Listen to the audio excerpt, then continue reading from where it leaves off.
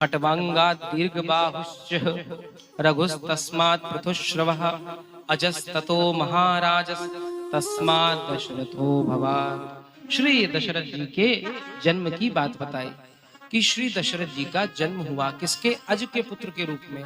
अज कौन है? अज है श्री ब्रह्मा जी। श्री ब्रह्मा जी ही श्री रघुकुल में अज के रूप में प्रकट हुए, क्योंकि श्री राम का आगमन यहाँ पर होने वाला है। और जैसा कि हमने राम कथा में सुना, एक बार दर्पण देख रहे थे श्री दशरथ जी, तो देखा कान के पास सफेद बाल आ गया है। अरे मेरी आयु 10,000 वर्ष की हो गई है और अभी तक मैंने भगवान का भजन आदि तो करता रहा, सब सृष्टि पालन भी करा, परंतु मेरे इस वंश को आगे बढ़ाने वाले पुत्र नहीं आए।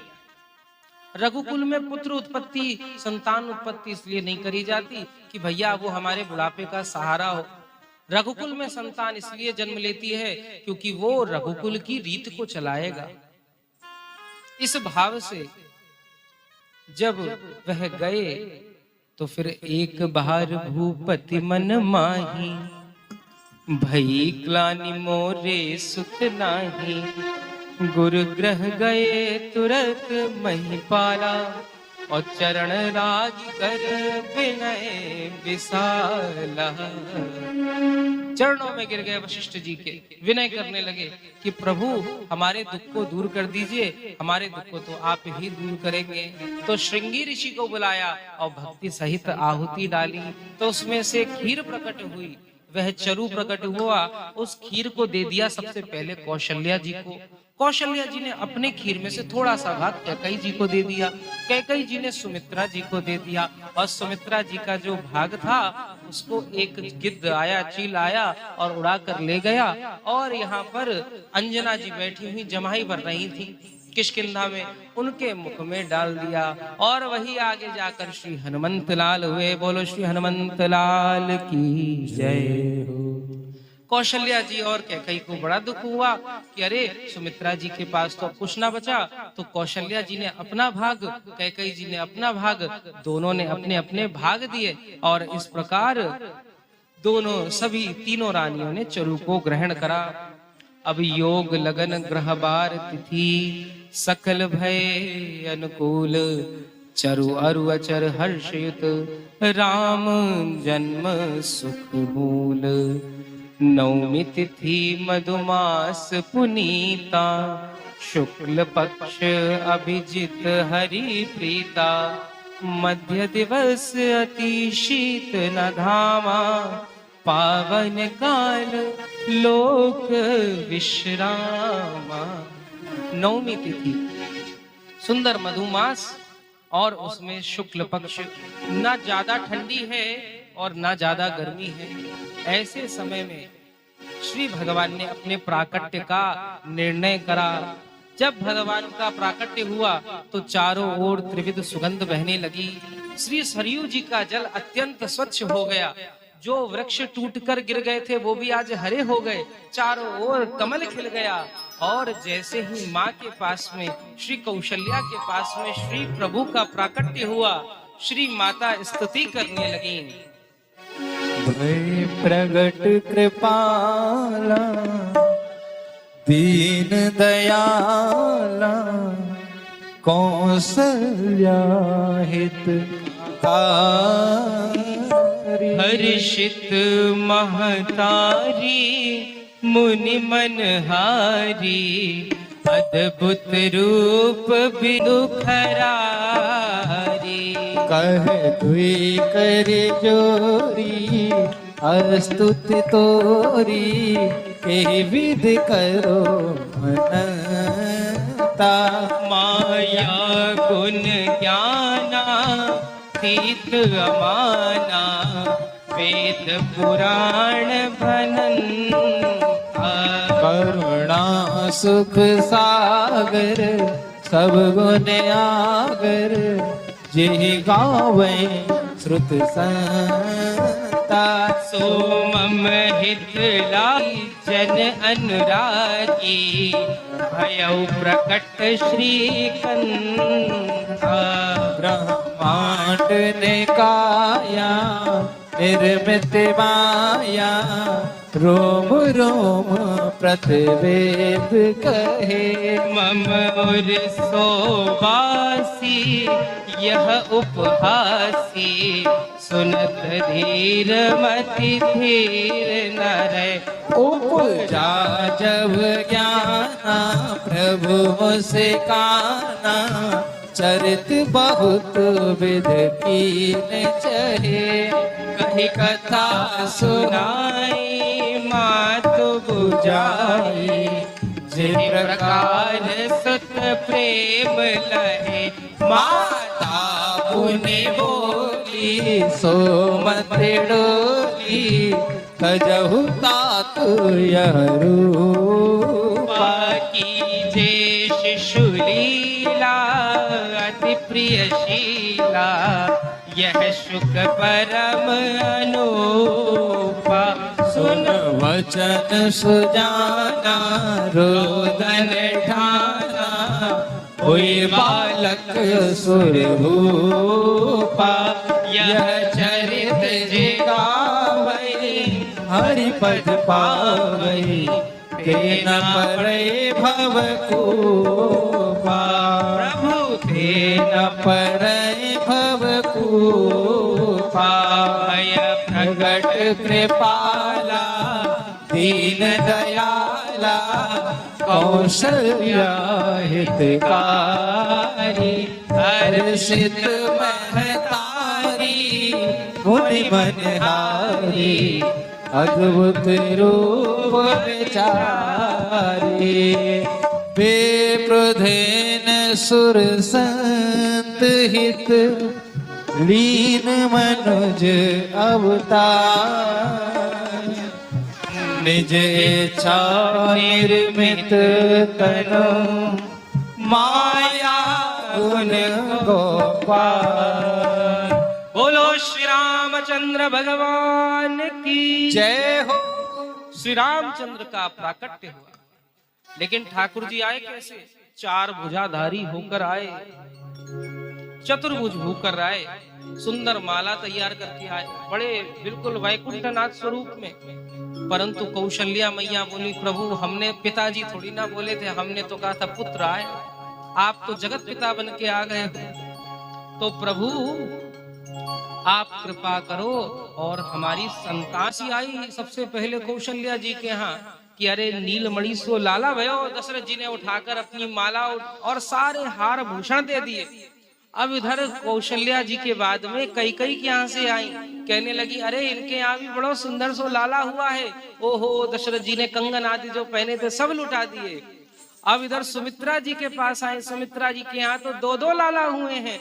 दशरथ जी के पास जो था सब कुछ लुटा दिया, सारा राजकोष दे दिया।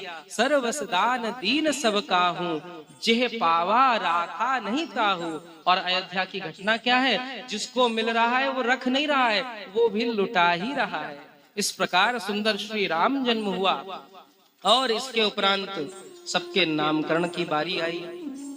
वशिष्ठ जी ने कहा, जो आनंद सिंधु सुख राशि सीकरते त्रैलोक सुपासी सो सुख धाम राम अस नामा अखिल लोक दायक विश्रामा।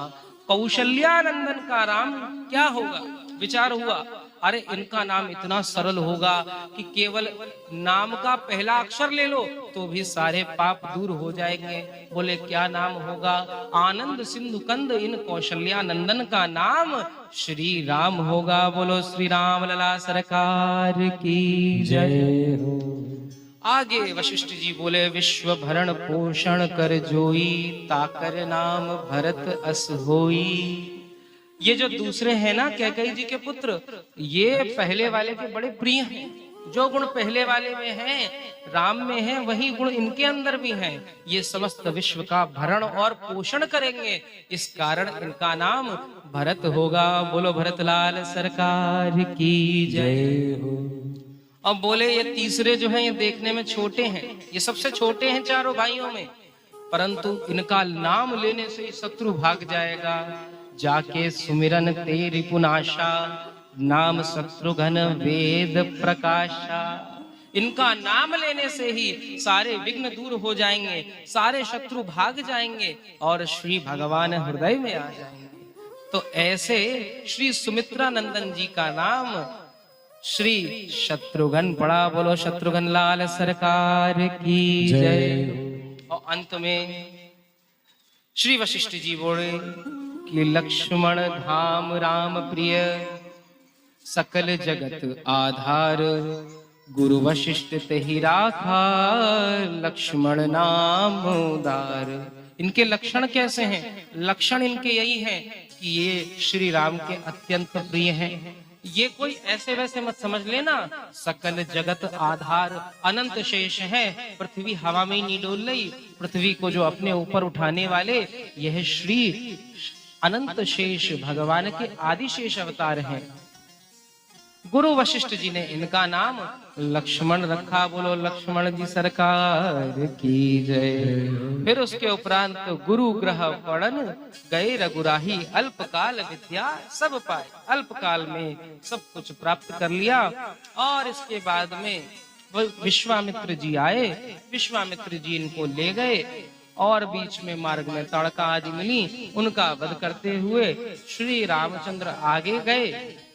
उसके उपरांत में अहिल्या जी का उद्धार करा और जनकपुर में आगमन हुआ। स्वयंवर चल रहा था। धनुष कौन तोड़े, शिव पिनाक को कौन तोड़े।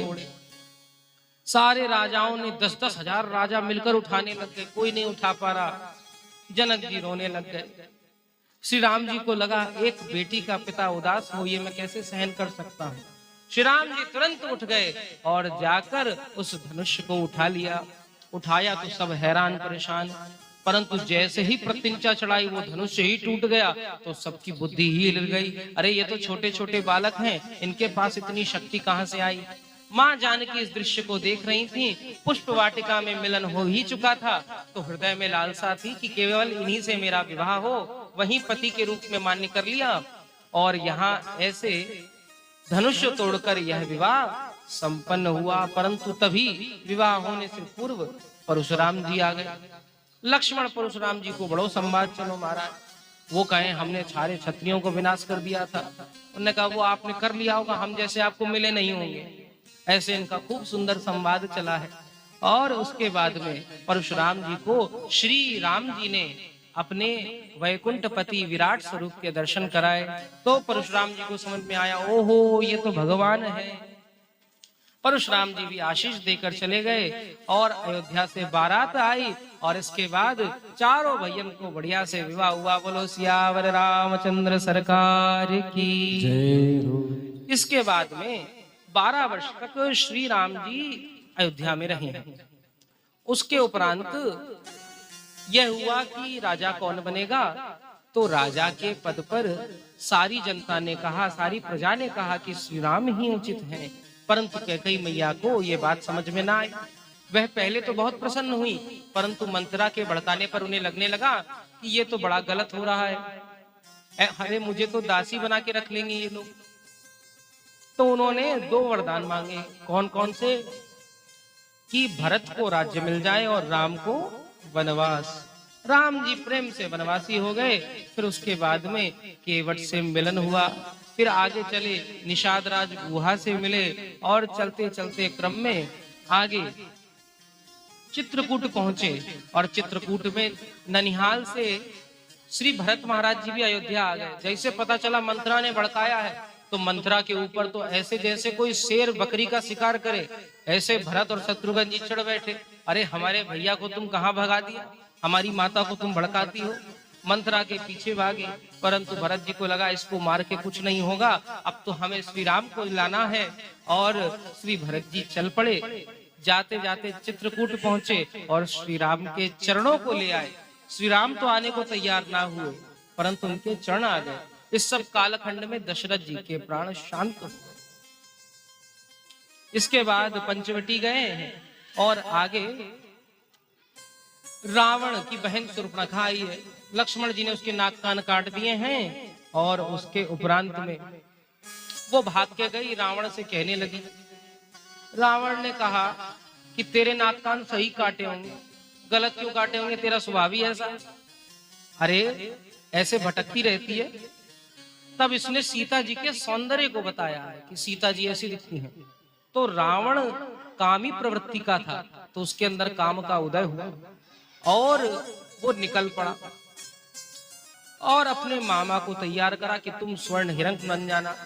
सीता मैया कहने लगी मुझे स्वर्ण हिरण चाहिए। पहली बार सीता जी ने श्री राम जी से कुछ मांगा है। श्री राम जी मना नहीं कर पाए। पहली बार कोई आपसे मांगे इतने वर्षों में, इतनी सेवा के बाद। वनवास तो केवल मुझे मिला था, इन्होंने वनवास स्वीकार करा, आज पहली बार मांगा। तो अपने हृदय को बांधकर श्री राम चले गए और इतने में क्या हुआ, रावण आया, सीता जी का हरण कर ले गया। इसके बाद श्री राम वन वन भटके हैं, शबरी मैया से मिले। शबरी मैया ने सुग्रीव का पता बताया। श्री हनुमंत लाल से मिलन हुआ, बाली का निग्रह करा, बाली का संहार करा, सुग्रीव को राज्य दिया। इसके बाद में सेतु बांधा। सेतु बांधने के बाद लंका पर चढ़ाई करी और लंका पर चढ़ाई करने के बाद में एक एक करके सारे दैत्यों का श्री रामचंद्र ने विनाश कर दिया। और जैसे जैसे विनाश होता रहा, अंत में रावण आया। विभीषण ने बताया नाभि में अमृत है, श्री रामचंद्र ने प्रहार करा और इस दुष्ट का संहार हो गया। बोलो दुष्ट निकंदन भगवान की जय हो। श्री राम जी ने इधर रावण का संहार करा। राम जी बोले समय बहुत कम है, हमें जल्दी जाना है, क्योंकि भरत उधर बैठा हुआ है चिता लगाकर। अगर एक दिन भी हमें देरी हो गई तो फिर तो वो भस्म कर लेगा। तो राम जी सीधे पुष्पक विमान में बैठे और सीधे तुरंत भरत जी के पास पहुंचे और अयोध्या के सिंहासन पर श्री सीताराम जी विराजित हो गए। पास में श्री लक्ष्मण जी चवर डुला रहे हैं, भरत जी चवर डुला रहे हैं, हनुमंत लाल जी उनके चरणों की सेवा कर रहे हैं, लखन लाल जी धनुष बाण लिए बड़े सतर्क खड़े हैं। बोलिए श्री रामचंद्र सरकार की जय हो, श्री राम लला सरकार की जय हो।